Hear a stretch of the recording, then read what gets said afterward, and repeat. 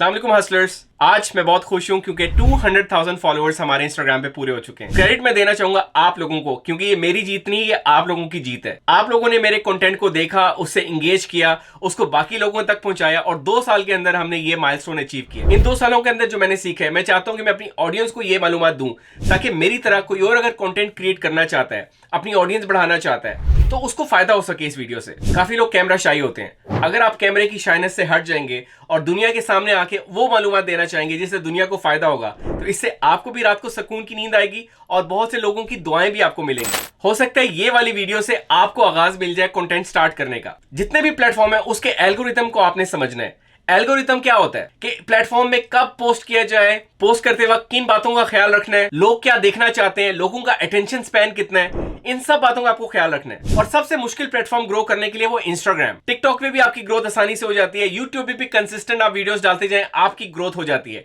लेकिन इंस्टाग्राम एक ऐसा प्लेटफॉर्म है कि अगर आप इसको समझे बगैर कंटेंट डालना शुरू करेंगे तो आप थक जाएंगे और आपकी ग्रोथ नहीं हो पाएगी। तो इस 10 मिनट की वीडियो के अंदर मैं आपको वो 10 चीजें बताऊंगा जो मैं फॉलो करता हूं डेली बेसिस के ऊपर, जिसकी वजह से मुझे 2 लाख सब्सक्राइबर्स मिले इंस्टाग्राम के ऊपर 2 सालों के अंदर। वीडियो में बढ़ने से पहले मेक श्योर कि आप मेरे चैनल को लाजमी सब्सक्राइब करें ताकि मैं ऐसी मालूमात वाली वीडियो आपको लाजमी दे सकूं। अच्छा जी, अब बात करते हैं कौन सी 10 चीजें जो मैं डेली बेसिस पे करता हूं अपने इंस्टाग्राम को आगे बढ़ाने के लिए। जब भी आप कोई नया चैनल स्टार्ट करना चाहें इंस्टाग्राम के ऊपर, सबसे पहली बात का जो आपने ख्याल रखना है कि लोगों को वैल्यू कैसे प्रोवाइड करनी है। इंस्टाग्राम का कोई ऐसा पेज ना बनाए जिससे आप लोगों को वैल्यू ना प्रोवाइड कर रहे हो। दूसरी बात जिस बात का आपने ख्याल रखना है वो ये है कि आपने कौन सी नीश सेलेक्ट करनी है। नीश का मतलब ये होता है कि आपने किस टॉपिक के ऊपर वीडियो बनानी है, इसका आइडिया आपको होना चाहिए। हर बंदे के अंदर कोई ना कोई टैलेंट होता है। मेरे अंदर टैलेंट था कि मैं डेटा साइंस के ऊपर बहुत ज्यादा बात कर सकता हूं और डेटा से रिलेटेड अपने डिसीजंस ले सकता हूं। तो उस डेटा को मैंने कहां कहां इस्तेमाल किया? मैंने उस डेटा को डेटा साइंस के अंदर इस्तेमाल किया, स्टॉक्स के अंदर इस्तेमाल किया,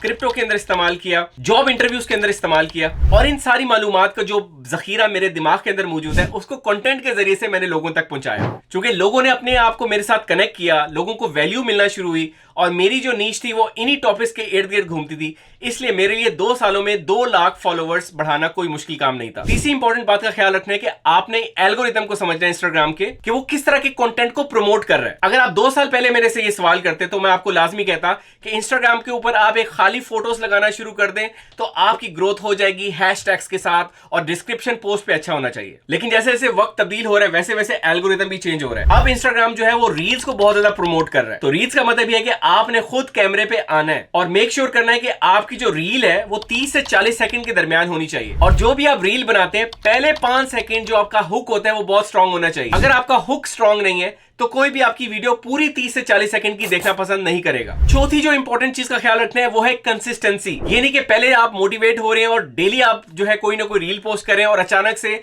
आपकी रील वायरल नहीं हो रही या आपकी रील के ऊपर लोग कमेंट नहीं करे तो आप थक जाएंगे। ऐसा नहीं होना चाहिए। जिस तरह आप रोजाना उठ के 3 दफा जो है वो खाना खाते हैं और अगर आप जॉब करते हैं तो 9 to 5 डेली जॉब करते हैं, अगर आप बिजनेस करते हैं तो आप हमेशा अपने आप को बिजी रखते हैं बिजनेस में, उसी तरह कंटेंट क्रिएशन भी आपकी कंसिस्टेंट होनी चाहिए। ये नहीं कि आप एक दिन पोस्ट कर रहे हैं और अगले दिन आप कुछ पोस्ट नहीं कर रहे। इंस्टाग्राम पे ग्रो करने के लिए डेली एक पोस्ट करना लाजमी है। अगर आप रील पोस्ट करेंगे तो आपको न्यू फॉलोअर्स मिलेंगे और अगर आप एक स्टैटिक पोस्ट लगाएंगे या एक वीडियो पोस्ट करेंगे तो जो आपके ऑलरेडी एग्जिस्टिंग फॉलोअर्स है वो उसके साथ एंगेज करेंगे। इसलिए 5 इंपॉर्टेंट बात का ख्याल रखना है कि आपने कंटेंट किस तरह का बनाना है। आपको नए फॉलोअर्स चाहिए तो रील्स पे आपका फोकस होना चाहिए, लेकिन हर दूसरे दिन के बाद आपकी जो तीसरे दिन वाली पोस्ट है वो रील नहीं होनी चाहिए, वो आपकी एक सिंपल पोस्ट होनी चाहिए ताकि एल्गोरिथम ये समझ सके कि आपके जो ऑलरेडी फॉलोअर्स हैं वो भी आपके कंटेंट के साथ इंगेज कर रहे हैं। छठी जो सबसे इंपॉर्टेंट बात है, कुछ भी पोस्ट करने से पहले आपने अपनी ऑडियंस के साथ इंगेज करना है। मिसाल के तौर पे मेरी ऑडियंस किस टाइम पे एक्टिव होती है? मेरे सुबह के जब 9 बजते हैं तो पाकिस्तान में उस वक्त शाम के 6 बज रहे होते हैं। ये 6 बजे का टाइम वही टाइम होता है जब सारी ऑडियंस मोबाइल फोन हाथ में पकड़ के बैठी होती है। तो मैं उसी टाइम पे पोस्ट करता हूं जब मुझे पता होता है कि मेरी ऑडियंस किस टाइम पे बहुत ज्यादा एक्टिव है। इसलिए मैं वीडियो पोस्ट करने से पहले एल्गोरिथम को यह बताता हूं कि यार अब मैं एक्टिव हो गया हूं,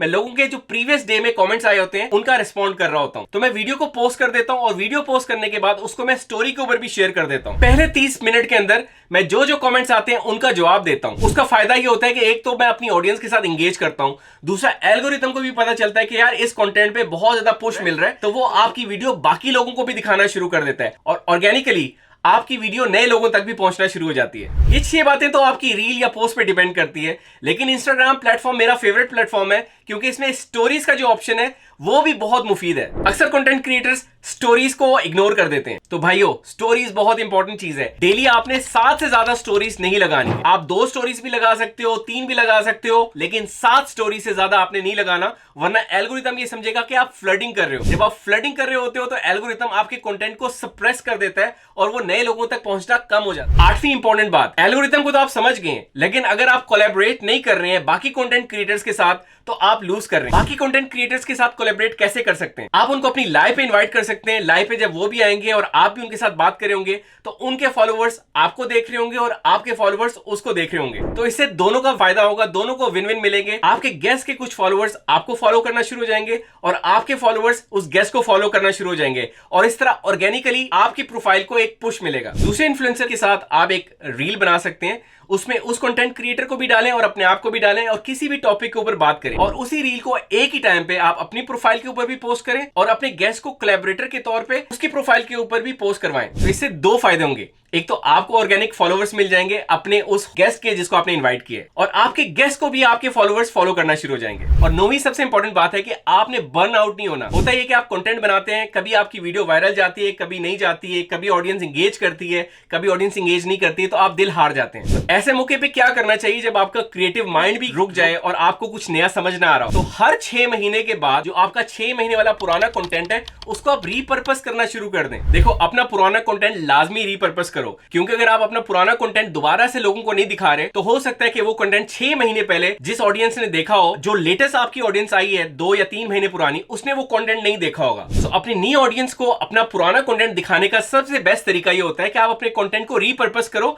लेकिन रीपर्पस करने के लिए आप डिस्क्रिप्शन में कुछ नया लिखो। कंटेंट हमेशा 6 महीने पुराना वाला आपको रीपर्पस करना है। अगर आपने 1 महीने या 2 महीने पुराना वाला कंटेंट रीपर्पस किया तो एल्गोरिथम आपको पनिश कर सकता है। और सबसे आखिरी और सबसे इंपॉर्टेंट बात है कि आपने ऑथेंटिक रहना है और नेचुरल रहना है। आपने कोई भी चीज फेक नहीं करनी है। जो सच है ऑडियंस को वही दिखाना है। जब आप सच को सामने रखते हो तो ऑडियंस अपने आप को आपके साथ रिलेट करेगी, और आपके अंदर पैशन होना चाहिए कंटेंट बनाने का। अगर आपके अंदर पैशन नहीं है तो आप सोशल मीडिया के ऊपर ग्रो नहीं कर सकते हो। भाई 10 मिनट के अंदर मैंने समराइज कर दिया कि मैंने इंस्टाग्राम पे अपने आप को कैसे ग्रो किया है। अब मैं चाहता हूं कि आप लोग भी इंस्टाग्राम पे आके कंटेंट क्रिएटर बन के अपने आप को ग्रो करें। अगर आप जॉब करने वाले इंसान है तब भी कंटेंट क्रिएशन आपके लिए बहुत जरूरी है। अगर आप बिजनेस करने वाले इंसान है तब भी कंटेंट क्रिएशन बहुत जरूरी है आपका बिजनेस ग्रो करने के लिए। और भाई के इंस्टाग्राम जो है कि इंस्पायर्ड एनालिस्ट, भाई को वहां पे लाजमी फॉलो करें, और यूट्यूब पे भी मुझे लाजमी सब्सक्राइब करें, क्योंकि इस तरह की बहुत इंपॉर्टेंट वीडियोस मैं अगले आने वाले दिनों में पोस्ट करने वाला हूं। दुआ में याद रखिए, इंशाल्लाह मिलते हैं नई वीडियो के साथ।